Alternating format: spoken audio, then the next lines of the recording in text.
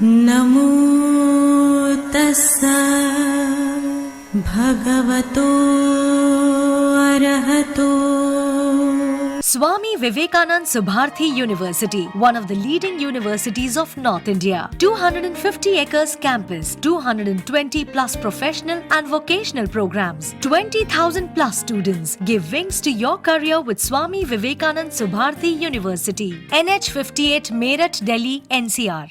Subharti cancer institute विश्व की अत्याधुनिक मशीन द्वारा कैंसर का हर तरह का इलाज, साथ ही MRI, cardiac CT scan, kidney, hip and joint transplant, hair transplant, endoscopy, laparoscopy, neurosurgery आदि सुविधा भी उपलब्ध हैं। 24 hours emergency, dialysis and diagnostic services.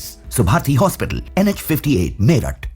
Raj Bihari Bose, Subharti University, Dehradun. The road to your professional development starts here.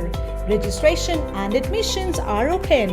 For more info, dial 761-758-5561, 761-758-5566 or log into our website www.rbbsu.edu.in. नमो बुद्धाय। मैं RP Singh आप सभी का हार्दिक स्वागत करता हूं हमारे विशेष कार्यक्रम धम्मदीप में। दर्शकों, जैसा कि आपको विदित है, धम्मदीप एक ऐसा कार्यक्रम है जिसमें तथागत बुद्ध के जीवन पर आधारित हर पहलू पर आप तक इस विषय के जाने माने विशेषज्ञों द्वारा जानकारी दी जाती है। और इसी क्रम में आज हम आपको ले चलते हैं देहरादून, उत्तराखंड। अब हम देहरादून स्टूडियो से डॉक्टर साहतुर सेंडर जी, जो हमारे साथ देहरादून स्टूडियो से जुड़ रही हैं, उनको लेते हैं। डॉक्टर सेंडर जी का जन्म म्यांमार में हुआ और उन्होंने बुद्धिज़्म पर उच्च शिक्षा प्राप्त की तथा देश विदेश के अनेकों बड़े शिक्षण संस्थानों के जुड़ने के साथ साथ बहुत से सम्मानों से अलंकृत हुई। उन्होंने बुद्धिज़्म पर अपने विचार पूरे विश्व के अनेकों प्लेटफॉर्म पर रखे। आज इसी क्रम में हम श्रीलंका में बुद्धिज़्म विषय पर विस्तार से चर्चा करेंगे। आज यह इंग्लिश में बोलेंगी, लेकिन हम अपने हिंदी दर्शकों के लिए उसकी सबटाइटल अपने चैनल के स्क्रीन पे लगातार चलते रहेंगे। तो हम स्वागत करते हैं डॉक्टर साहतुर सेंडर जी का। वेलकम डॉक्टर सेंडर जी, welcome to our channel. Namo tassa bhagavato arahato samma sambuddhassa. Good afternoon and Namo Buddhaya. Firstly, I would like to introduce myself.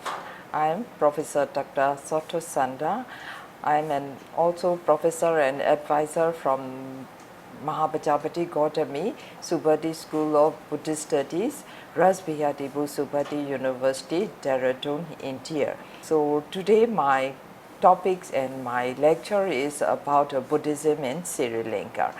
So as per my previous lectures, I always mention, according to Theravada Buddhism, total 5 countries we are follow the Buddhism as Theravada traditions.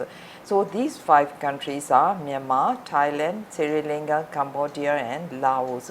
So nowadays, today I am talking about Sri Lanka Buddhism, how they practiced, how Buddhism was arriving to Sri Lanka, how the monks participating in the Theravada Buddhism in Sri Lanka, and who is the prominent Buddhist scholars in Sri Lanka. So about these small topics I will explain and I will share to my knowledge and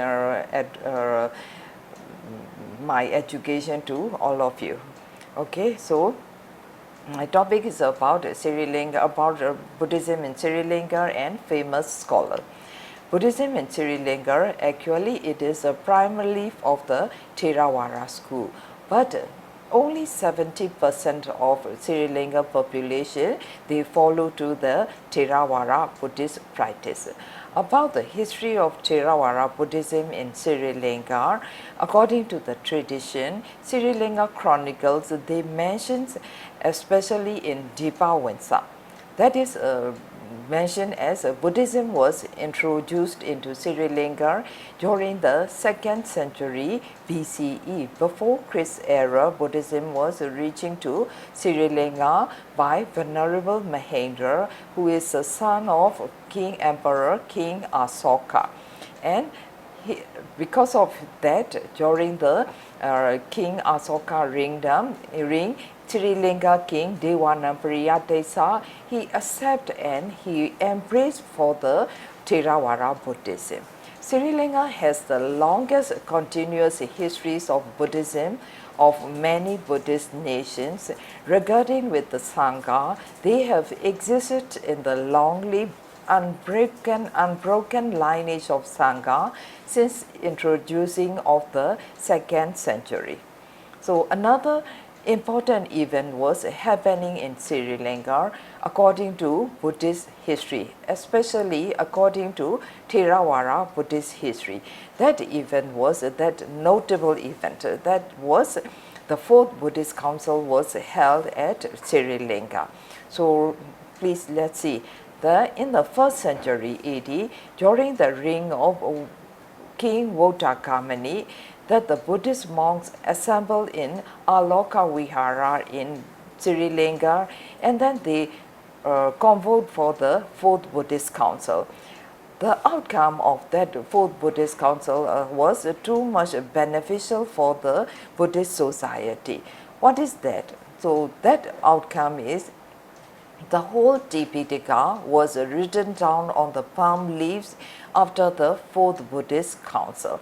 So that is a notable work of the Sri Lanka. We have to gratitude to the Sri Lanka monks and Sri Lanka peoples for the long lineage of to preserve for the Buddhism.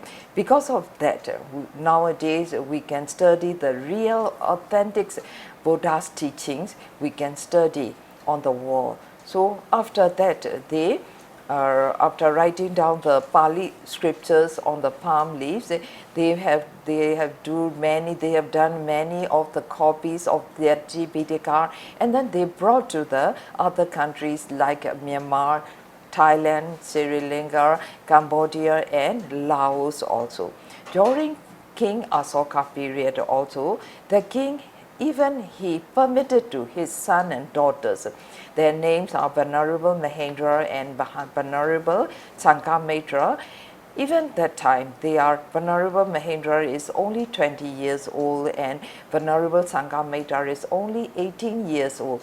Even they are so young, but they too much pious to the Buddhism, believe to the Buddhism, and they enter to the Buddhist society of the Sangha at Sanchi, in the middle of India, so near to the Vidisha. So at that place, they are practicing meditation, they are learning Buddhism, and finally, both of them, they attained Arhat.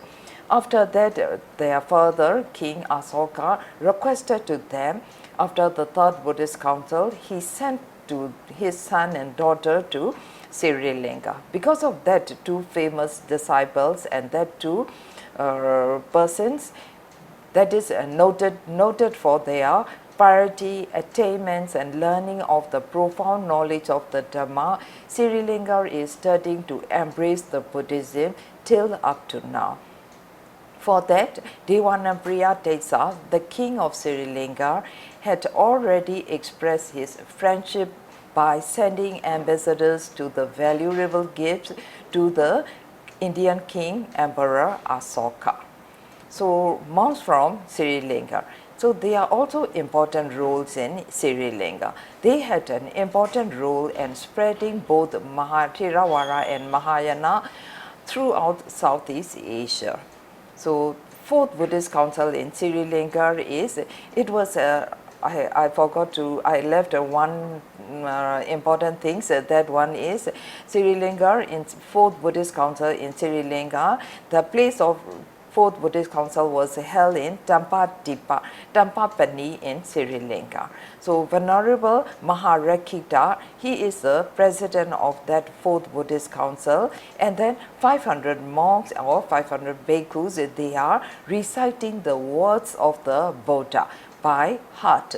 So after that, they written down on the palm leaves. So another one is after the Buddhist council, Buddhism was too much flourished on the wall. And another subtopics about Sri Lanka is I want to tell about the monuments and history of stupa in Sri Lanka. The earliest monuments in Sri Lanka is the stupa, or in Sri Lanka what they are calling chetiya.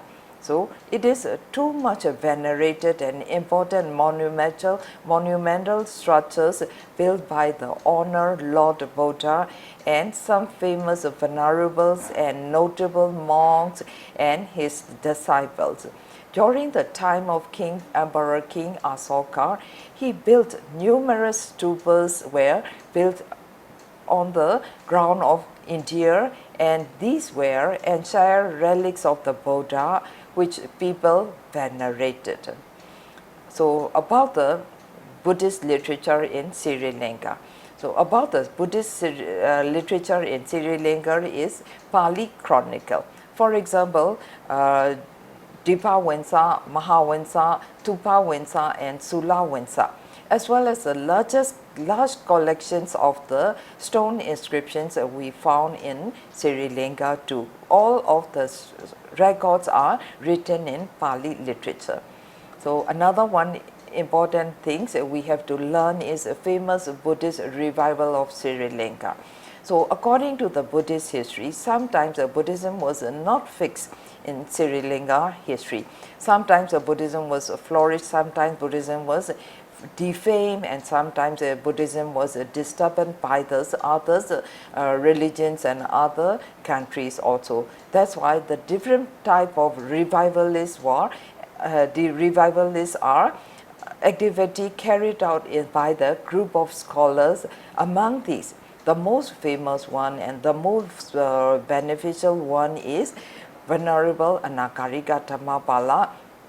He was famous for his great personality, and he lies his successful effort to reforming the Buddhist society in Sri Lanka, not only in Sri Lanka. His effort is affected to India also. So he was the foremost among those who arose against the mentality of the Buddhism. In the 16th century, according to the history of Sri Lanka, Portuguese, they are conquered to Sri Lanka, and under the colony of British. So according to the history of Sri Lanka, they are under the rule of the foreign countries in two times. The first time is Portuguese, second time is British. So at the beginning of the 19th century, under the colony of British, Buddhism in Sri Lanka was well into decline. So sad for that one. Since then, Buddhism was flourished, and Sri Lanka monks and lay people have been prominent and spreading Theravada Buddhism in Asia, the West, and even to Africa also. So we will like to talk about Anagarika Dhammapala. So he was born in 17 September 1864 in Sri Lanka. He is a really leading figure of initiating two outstanding figures of Buddhism in the 20th century. His trip to Bodh Gaya, that is a very benefit for all of us, I mean all of the Buddhist people around the world. He went to his trip to Bodh Gaya. He went to Bodh Gaya inspired by in 1885 and visit there by Sir Edwin Arnold, who is the author of The Light of Asia, the famous book in Buddhism, and who soon started to advocating for the renovation of the site of Mahabodhi temple. So when he was arriving to Bodh Gaya, the Mahabodhi temple was totally declined. So there his experience, and he shocked because of when he saw the Mahabodhi temple. The temple was also in the hands of the Shivite priest. The Buddha image was transforming into the Hindu icon, and then Buddhist barrier from worship at that time. As a result, he began to movement. He began to start the movement. He began agitation movement, the Mahabodhi Society of Colombo. And starting to, he found the one society named Mahabodhi Society of Colombo, founded in 1891, and but soon moved to the after next 1 year in 1892. That Mahabodhi Society was suddenly moved to Kolkata, and after that they are working out for the Buddhist activities under Mahabodhi societies. One of its primary aims was the restoration of the Buddhist control of the Mahabodhi temple at Bodh Gaya, which is the chief of the 4 Asian Buddhist holy sites. To accomplish this, Nagarika Dhammapala initiated a lawsuit against the Brahmin priest who was staying in Bodh Gaya, who had held control the sites for centuries. After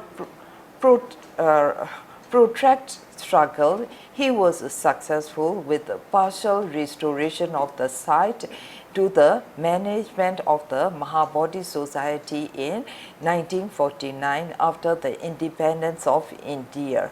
Mahabodhi Society, after that, centuries by centuries, they are set up in many Indian cities, and this had the effect of the rising Indian consciousness about Buddhism. Due to the effort of Nagarika Dhammapala, the site of the Buddha Mahaparinibbana, that is called Kushinagar, has once again become a major important attractions of the Buddhism. Dhammapala or Nagarika Dhammapala is an excellent example of an ASEAN Buddhist modernist and perhaps the paradigmatic example of the Buddhism. So, because of him, at the Saranath or Bigataya, he established one of the big monastery and society. From then, in 1933, he moved to Bodh Gaya to Saranath, and then before 1932, he became a monk, and then he practiced meditation also. On the other hand, he was too much working hard for the revival of Buddhism in India. So, but unfortunately, even he was too much effort for the Buddhism, he is not successful, and unfortunately, 1933, he passed away at Saranath. So, but for his foundation and his society, they are going to continue for trying to do the lawsuit from the Brahmin priests, and then finally, after the independence of India, Mahabodhi Society was ruled by Buddhist people and Hindu people. We are together managing for development of the Mahabodhi Society. And his beneficial efforts is, another one thing is, he was working too much of not only for the Buddhists, for the Myanmar, not only for India, for Myanmar people also. Because one of our second last king, King Mendong, he constructed the rest house in Mahant Palace, like that Brahmin priest palace area. So for that rest house, some Myanmar people and Asian Myanmar kings, they want to handle again in Myanmar. So for that also, Nagarika Dhammapala, he was too much supporting for Myanmar people and Buddhist people. And the foremost and the first Buddhist temple in Bodh Gaya was the Mahabodhi Society. It is in front of the Mahabodhi temple campus. So the great personality of Nagarika Dhammapala, who is internationally gave his service for the revival of Buddhism in Sri Lanka, India, and other parts of the world, it still remains up to date. And another important event and walkout he was doing together with the Swami Vivekananda, because both of them are very close. And one event is in 1983, the World Religious Parliament is celebrated in Chicago. For that conference, behalf of the Buddhist people, Anagarika Dhammapala was going to attend the conference at Chicago along with Swami Vivekananda. Together they are leaving from India. So Swami Vivekananda is a behalf for Hindu and Anagarika Dhammapala is a behalf for Buddhism. All Buddhism representative for Mahayana and Theravada. At that time, all of the worldwide people, they are calling to us like Mahayana and Hinayana. So for that Hinayana, Maha means in the Pali words, Maha means great, Hina means a vehicle. And same like Hina is the lower and Yana is vehicles. So that two groups of Buddhism, we are proceeding to the Nibbana by Mahayana is the higher and greater vehicle, Hinayana is lower vehicle. So at that time, that Buddhism groups are discrimination each other. For that, Anagarika Dhammapala, what he's done in 1893 conference, he write the proposal and he submitted there. He write that don't be mentioned as Hinayana and Mahayana because our tradition is not be lower, not be not good for like a Buddhism. So because of that, he mentioned, please mention our tradition is like Theravada. Theravada means Thera is the elder of the disciples of the Buddha and Vara is method. That's why we are follow all Theravada countries, we are follow the elders of the Thera method. So please mention here. So he submitted like that, please mention here and don't call to us like a Hinayana, please call to us Theravada. So for that meanings and for that words, because of Anagarika Dhammapala, he submitted to the World Religious Conference and World Religious Parliament in 1893 at Chicago. But till now, up to 1954 to 1956, mostly people, they are known as Mahayana and Theravada. But finally, in the 6th Buddhist Council, which was held in Myanmar, at that time, we are inviting many of the Buddhist countries, and then 2,500 Buddhist monks are attending that 6th Buddhist Council. And then at that time, we requested to the all Buddhist countries to mention to us Mahayana and Theravada. Starting from that 6th Buddhist Council, the two major groups in Buddhism was we mentioned in Theravada and Mahayana. So because of the Sri Lanka, because of Sri Lanka monks, because of Sri Lanka revivalists, we have a lot of benefits in Buddhist world. Namaste. Thank you so much. Dr. Sandar ji, thank you very much for your informative information on Buddhism. Dr. Sahatul Sandar ji, आपका बहुत बहुत आभार। कल इसी समय हम आपके समक्ष फिर एक नए एपिसोड के साथ उपस्थित होंगे। तो साथियों, आज के इस विशेष प्रोग्राम में अब इतना ही। अब समय हो चुका है आज के प्रोग्राम के विश्राम होने का, लेकिन उसके पहले आपको बताते चलें कि आपके मन में भी जो प्रश्न हो, जो जिज्ञासाएं हों, वह आप इस प्रोग्राम में पूछ सकते हैं। हमारा व्हाट्सएप नंबर है 9639010109 और साथ ही आप हमारी ईमेल आईडी subhartibuddha@gmail.com पर भी आप अपनी जिज्ञासाएं भेज सकते हैं। तब तक मैं आरपी सिंह मेरठ स्टूडियो से और डॉक्टर साहतुल संदार जी देहरादून स्टूडियो से लेते हैं विदा। कल इसी समय फिर उपस्थित होंगे। नमो बुद्धाय।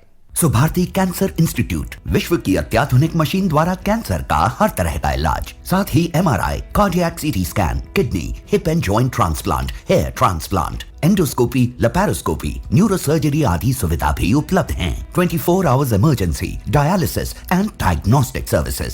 Subharti hospital, NH58 Meerut. Raj Bihari Bose, Subharti University, Dehradun. The road to your professional development starts here. Registration and admissions are open. For more info, dial 761 758 5561. 761-758-5566 or log in to our website www.rbbsu.edu.in. Swami Vivekananda Subharti University, one of the leading universities of North India, 250 acres campus, 220 plus professional and vocational programs, 20,000 plus students. Give wings to your career with Swami Vivekananda Subharti University, Meerut, Delhi, NCR. नमो तस्सा भगवतो अरहतो